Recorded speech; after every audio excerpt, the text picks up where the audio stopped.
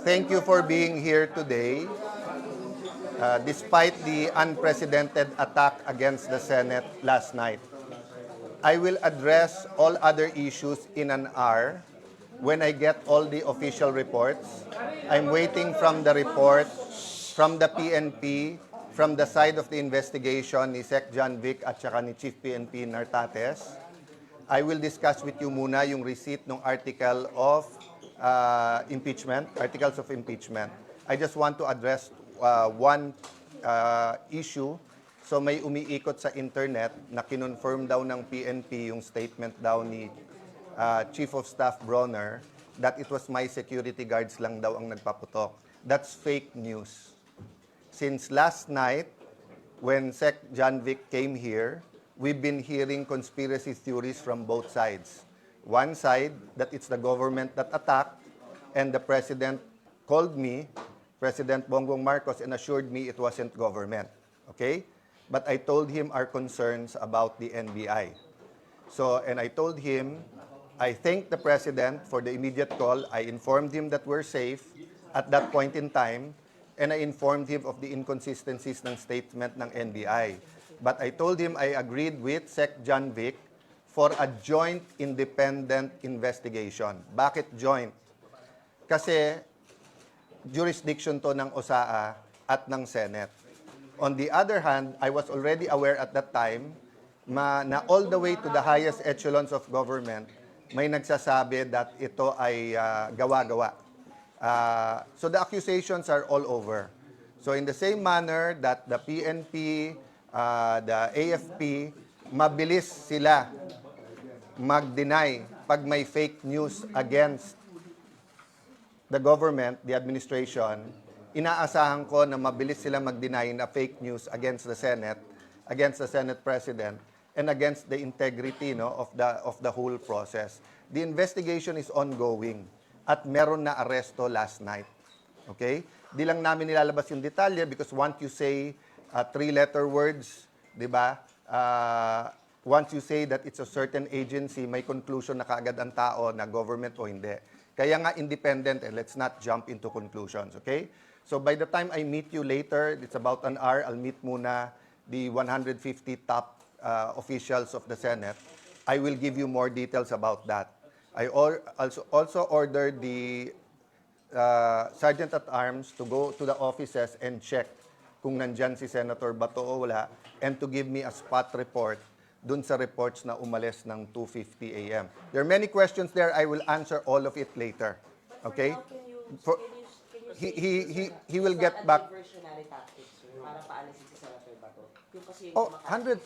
I mean, I can tell you, honest to goodness, none of the senators who were here last night knew that was going to happen. And the shots were fired from both sides. I mean, you have the videos, guys. And even before umalis si Sec. John Vic, may sa kabila daw may ano talaga. That's why I asked for access sa OSAA sa kabilang side ng building sa GSIS. But let me go to the articles of impeachment. It will be very transparent, no? So I'll sign before you a letter. I'll give you a copy, but of course, i-transmit ko muna. But I will read it to you.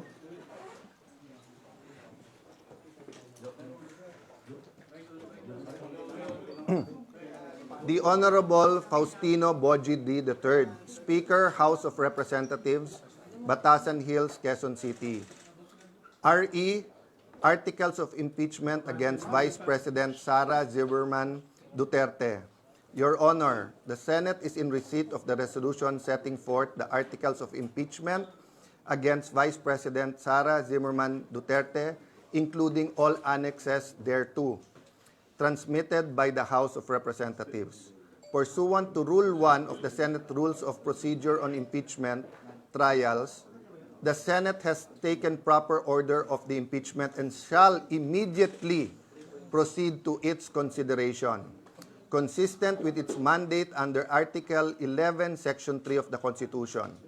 The Secretariat has been directed to include the articles of impeachment in the calendar for ordinary business for referral to the impeachment court, which shall be convened on 18 May 2026, 3 p.m. or at the possible soonest time absent any question on the rules and procedure related to the transmitted articles. The parties shall in due course be directed to appear before the Senate sitting as an impeachment court on a date to be determined subsequently. We trust the foregoing is in order. Thank you. Very truly yours, Alan Peter Cayetano, Senate President. Copy furnished the Honorable Zara Z. Duterte, Vice President, Republic of the Philippines. So we'll send this. Pagka-send, we'll give you a copy. Yung countersign. Someone countersign. SecGen siguro, countersign.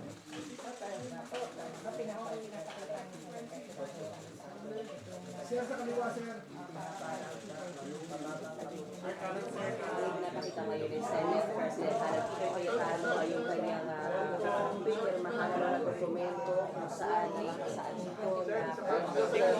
report sa kailangan mag-appear sa social dito sa said day. Okay. Before I send na, yung countersign lang. Let me tell you a little bit more about the procedure, okay? So sa Monday, nasa order of business yon. Ibibigay sa rules like any other.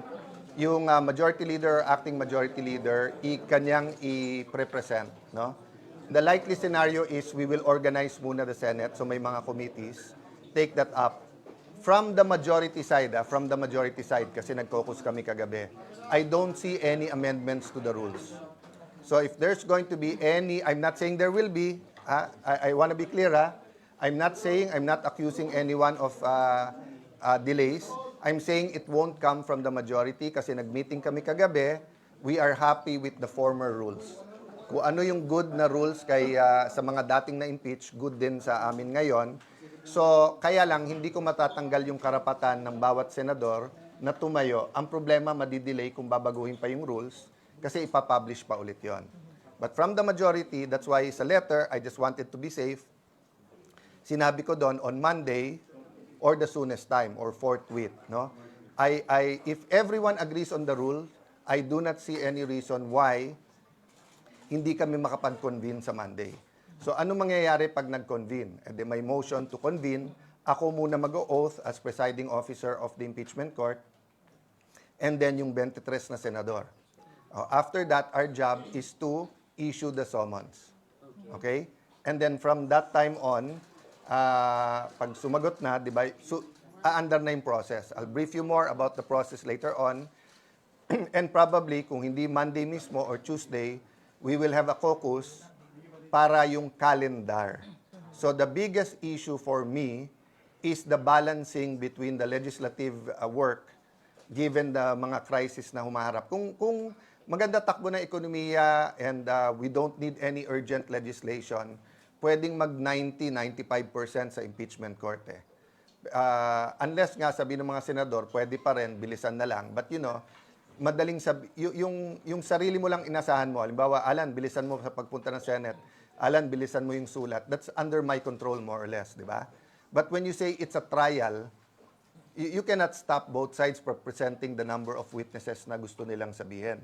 So, madaling sabihin, bilisan, at madaling sabihin, it will finish by this month or that month. But all of those will be approximations. Okay? So, Any question? Yung po as impeachment court, yun talaga forthwith. Pero how about the trial proper? When is the latest trial going to Once you convene and issue the summons, dediretso na yun. Pero yung trial proper is Yung trial proper po ay after all the Yeah, procedures. susundin mo lang yung number of days. So, walang delay yun. Kung ano na sa rules, kung ano na constitution, yun. the trial proper maybe in June? Maybe in June is the trial proper? July? I don't want to preempt the calendar. But if it's 15 days, so we will follow. Actually, what we're doing now, after the meeting, then seeing you, we're gonna make a draft calendar. So the calendar will not be based on anything that is discretionary. It will be based on objectivity. So kung nakalagay sa rules, ganitong number of days para sumagot, this number of days sumagot, then trial na kaagad. So ano po ngayon ang sagot, SP, doon sa sinabi na yung pagpapalit ng liderato ng Senado ay para ma-block yung impeachment trial? Again, I'm trying to get a united Senate. Unprecedented yung attack against the Senate. First, nung Monday na hinabol sa loob ng Senate ang isang senador, ginulpe ang isang member ng USAA, and then last night, the armed attack on the Senate. Unprecedented yan. Diba? So, I'm trying to unite the Senate. The senators are people by just simply following the law. The Constitution, our rules, and what is right. Diba? So, sabi ko naman sa inyo lahat, dalawa lang libro ko, yung Bible, yung Constitution. Everything else follows. Even the Constitution for me has to follow the Bible. Diba? Having said that, we will follow. So walang magiging delays. I can tell you anything now as you asked, diba, kailan yung trial. So if I have the trial July, August, then dinelay ko. Offhand lang, Diba? Offhand lang, ST. For you, yung trial po ba ay dapat araw-araw, Monday to Friday, or MWF? Offhand for you. What would you Offhand, either Monday to Wednesday or Monday to Thursday. Definitely hindi hanggang Friday because you need a motion day. Diba? So, and the question for me, the bigger question to me, is it Monday to Wednesday whole day, Okay. and then Thursday may committee hearings, or is it Monday to Thursday, half-day hearings, half-day, ano. So, definitely mag-extend kami, di ba? So, kung dati, nag-hearing ka either 9, 10 o'clock hanggang 2:45 or 3, and then 3 to 7 or 8 yung ano. Nagagawa naman namin sa budget yung magdamagan eh. But remember, I think mga 2 weeks yun eh, na magdamagan. So, I don't think kaya naman yung magdamagan ng 2 months, di ba? 2 months. I don't know eh. I don't know. It depends kasi kung ilan witnesses. It depends sa articles. That's why I don't want to speculate. Convene sa Monday na magko-convene na. In my letter, we're bound by that. Sa caucus, agree kami lahat. There's no reason whatsoever to dilly-dally. Okay? Having said that, syempre, kung may nag-bring up na eto yung mga ganyan, etc., bukas na yan or whatever ganyan, baka magbotohan. But so far, yung aming 13, ang sinasabi, there's no reason why not to convene and take our oaths on Monday. Just to be sure, you are asking the prosecution team to be here on Monday for the... It's their option. to what, sir? To report, sir, about the articles of Hindi, impeachment? kasi yung tinignan ko yung dating precedents, the article itself is the presentation. Di ba? So, actually, they can or cannot be here. Kasi the articles, dahil yan naman yung, kumbaga yun yung asunto eh, yun yung charge sa'yo. So, ang process, yung summons, para sumagot naman yung kabila. Who will read the articles of impeachment? Who will read the articles of impeachment? The prosecutor or kayo po sa Monday? Sa Monday, malamang yun yung, ano, yung pagbigay nga namin sa Madjo. Pero, the impeachment court has a life of its own. So, depende sa mga motions na maganap doon sa impeachment court. May question mo na. Wala na pong debate about the convening. On our side, wala. On the majority side, wala. Hindi ko alam sa minority. Pero SB, Diba? I'd like to consult them, but I'll only see them on Monday. Medyo busy sila ngayon na trinatry kausapin yung mga membro namin na sumali ulit sa kanila eh. So, may coup attempts na naman, sir, against you naman ngayon, sir? Ano naman, expected naman yun. Who told you that, sir? From the majority? Oo. Na kinakausap nila, sir? May invitations to talk, may pananakot, but dati na silang takot eh. So, But your 13 is solid. But your 13 is solid. you're always solid until you're not. But I believe in the 13, I believe in our cause. Pero sir, ilan yung kinakausap, sir? Ilan yung kinakausap? Hindi ko pa nakakausap lahat kasi nag-iaya nga na mag-meeting ngayon. Sabi ko, magtrabaho muna tayo, magtawagan na lang tayo. Because nga, you know, that's the nature of, di ba dati kasi ano eh, you have 3 or 4 major newspapers, maybe 4 major news networks, then maraming tabloid, then maraming radyo. Ngayon kasi with SOCMED, anyone can say anything eh. Di ba? And anyone can interpret anything that way. But yun nga ang challenge ko ngayon. Di ba? Trabaho or mamulitika. Di ba? So, my only choice is to do the work, then be completely honest with you. So, in an hour, I will be completely honest what happened kay Senator Bato and where the investigation with the PNP is. But uulitin ko lang ha, PNP, AFP, lahat, NBI, hindi tayo magkakalaban, we're one government. Di ba? But we have to respect the judiciary, the same manner the executive, but also respect the legislative department. So in the same manner, kung may fake news, I expect them to address that immediately. Before, di ba nag-caucus po ang majority bloc about sa impeachment? So, wala mo bang uusbong? Wala kayang surpresang susulpot na motion from the majority bloc para pag nag-convene na kayo sa impeachment court ay ipa-dismiss yung articles of impeachment? So you always talk in the realm of probabilities and possibilities. Okay? In a collegial body, there's always a possibility, kahit sa minority. Kahit sabihin mong before the oath, hindi impartial lahat, merong gusto mag-dismiss, meron hindi, etc. No? So I can only discuss with you my call. I cannot talk for everyone. I can tell you kung ano na pag-usapan, and everyone said we should have the trial, and there's no, walang isa man nagsabing hindi mag-trial. So I can only answer myself. I will act in accordance with the rules. There always has to be legal grounds.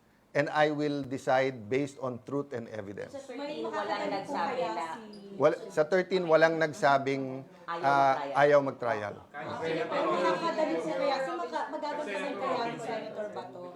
Magagampanan mo kaya ni Senator Bato ang pagiging senator judge ng walang panganib o risk na arrest? I'll answer all questions, Senator Bato, mamaya, but quickly, I hope so.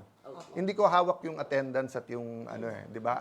I hope ma-resolve ng korte kasi pag wala naman threat kay Senator Bato, gusto naman niya pumasok eh.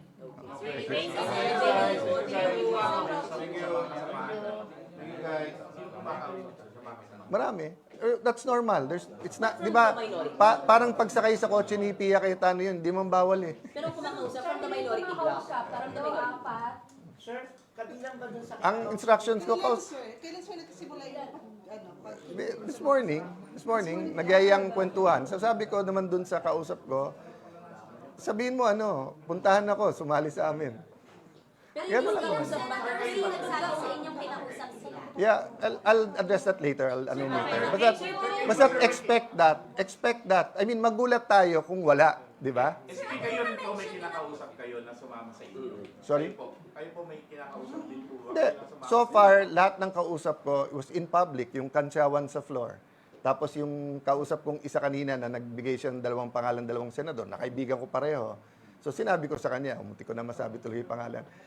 Sabi ko sa kanya, pakisabi, kung gusto nyo, sama ako. Tapos sumama na sila sa atin. Natawa lang siya. Pagkausap sa mga kasama niyo, sir, ay para pumunta sa kanila sa kabilang bakod. Hindi. Sila ang nagyayang makipag-usap. Yun nga, sir, yung from Pero minority yun bloc. nga, kaya kami hindi nakipag-usap last week kasi minsan may kasamang pananakot.